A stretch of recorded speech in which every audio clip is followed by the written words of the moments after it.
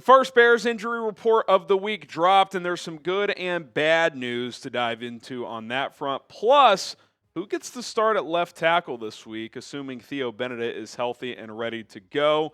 Is it him or Ozzy Trapilo? We'll dive into that as well. My name is Harrison Graham. Let's dive into Chicago Bears now. We'll start with the good injury news, as both Jaylon Johnson and Kyler Gordon were listed as full participants once again today. Now, important note, today's injury report were estimations. So they did not go through a physical practice. They did a walkthrough. Tomorrow is going to be their only full practice of the week, with it being a short week and playing on Black Friday. So tomorrow's injury report will matter the most. But did just want to mention that, and I still think there's breadcrumbs to take away from today's injury designations. So that's the question for Jaylon and Kyler. Do they play this week? You know, last week it sounds like they were close. Jaylon was full on both Thursday and Friday. Kyler was full on Friday. They opted to hold them out. I think part of that decision was the short week coming up. To play Sunday and have the quick turnaround after neither has played in a while, it's a big ask. But since you missed the Steelers game, does one or both of these players return? Would certainly be a big lift, right? If you can get one of these guys back against Philadelphia, who's having some issues offensively, but still a lot of talent, right? Kyler Gordon could help in run support, especially with how thin you are at linebacker. Jaylon Johnson could help against A.J. Brown and Devontae Smith. So we will certainly see if one or both of these guys can return. They were both full participants, and remember, they are still technically on short-term IR, so if they are activated, they will have to make a roster move or two to free up spots on the 53. Theo Benedet, full participant as well, missed last week with that quad injury. Travis Homer, a full participant. I expect him back this week. And then Kyle Monangai, I guess he got slightly dinged up on Sunday, but he was listed as a full participant with a knee injury. Now, stay tuned here in a little bit. We're going to dive into this left tackle discussion. Theo Benedet, Ozzy Trapilo. Does Trapilo get the nod for a second straight week? Do they go back to Benedet? How do they kind of feel about that? I think that's a worthwhile discussion to have. But I want to ask you guys, who is more likely to play in this ball game on Friday? If it's one or the other, do you think Jaylon Johnson's more likely to play? If so, type JJ. If you think it's Kyler Gordon, type KG. Curious what you guys think. Okay, let's get to the bad injury news. TJ Edwards, DNP, was his designation estimation today. That feels pretty likely that he's not going to play on Friday, so it'll be his fourth straight game miss, which is a bummer. Brad Biggs tweeting out that with TJ Edwards being estimated as a DNP by the Bears, it's difficult to see a path for him to be available on Friday in Philadelphia. He's been sidelined for too long since November 2nd, in terms of, like, if he wasn't going to be able to practice today, like, is one practice tomorrow, even if he was limited, like, is that going to be enough to play in a game on Friday? Probably not. Big says the player to watch is Noah Sewell. Could he potentially get back in this game, which would provide a lift because they are very, very thin at linebacker right now. Tyrique Stevenson was also listed as a DNP. Again, there wasn't a literal physical practice, but if there was, he would not have been out there. He left Sunday's game with a hip injury, and with the quick turnaround, could be in trouble for playing on Friday. How does his status impact the decision to activate one of Jaylon or Kyler? That could be part of the math as well, because if you don't activate Jaylon or Kyler and Tyrique can't go, that means you're going to Sean Wright, Nick McLeod as your outside corners, with Jaylon Jones as your top outside backup. That's not ideal. Like, one of Jaylon or Tyrique needs to play in this game, so we'll see which one or both it ends up being. Other guys who did not practice, in addition to TJ Edwards and Tyrique Stevenson, Luke Newman, who played 22 snaps on Sunday, dealing with a foot injury. We'll see if that's a big deal or not. Thought he did some good things out there. Noah Sewell with that elbow injury, who Biggs thinks maybe there's a chance he could go. Ruben Hyppolite with that shoulder, we'll see on him. And then Dominique Robinson in the concussion protocol, I'd say his chances of playing are close to nil. Short week. It's already nowadays with the new concussion protocols, there's various steps you have to pass to completely clear, and on a short week, that feels almost impossible. It rarely happens from Sunday to Sunday if you're in the protocol that you play the next game. It does sometimes. Cole Kmet had a concussion, played the next week, but Sunday to Friday, I would be surprised if Robinson is available, which thins you out a little bit at defensive end as well. And as far as linebacker goes, 4 of your top 5 could be out again. Tremaine's on IR. Doesn't look like TJ Edwards is playing. Maybe Noah Sewell, but was DNP estimation today.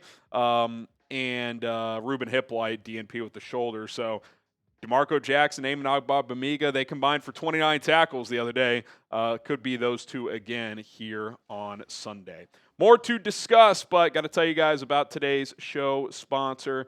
That is PrizePicks, the best daily fantasy sports app is PrizePicks. You guys should check it out. It's the holiday season, the best time of year for sports. Bowl games around the corner, basketball matchups, playoff pushes. It's all happening at once. And while you and I are out here making decisions every day, what gifts to buy, what to eat, which games to watch, there is one place where it feels good to be right, PrizePicks. I don't know about you, but my season-long fantasy football team has been cooked for weeks, a lot of injuries. That's why I love PrizePicks. You can pick new players all the time. You don't have to worry too much about injuries. And by the way, if you have an injury to one of your players in your lineups and it happens in the first half and he doesn't return, he'll get rebooted. They're not going to count that against you, PrizePicks. It'll turn 3-player lineup into 2-player lineup. For example, if Rome Odunze were to get hurt in the first half, knock on wood that doesn't happen, but if that happened and he didn't return, I could still win a 2-player lineup with PrizePicks. I got this 3-player lineup right here today. More than half a passing touchdown for Caleb Williams, more than 46.5 receiving yards for Rome Odunze, less than 74.5 rushing yards for Saquon Barkley. Just an example of what a PrizePicks lineup looks like right there. Download the PrizePicks app today. Use our code CLNS to get $50 in lineups after you play your first $5 lineup. That is code CLNS to get $50 in lineups after you play your first $5 lineup. PrizePicks. It is good to be right. Okay, who starts at left tackle? That is what I want to dive into here a little bit now. Theo Benedet listed as a full participant today. Again, an estimation. We'll see what it looks like tomorrow. Does he or Ozzy Trapilo start at left tackle? Now, I would start Ozzy. I think most fans would start Ozzy. Theo's been the guy, though, since the bye week, right? So, and really since midway through that Raiders game. So, I think it's easy for us to be, oh, well, you start Ozzy, clearly. And I did have a source tell me that it's probably going to be Ozzy for another week.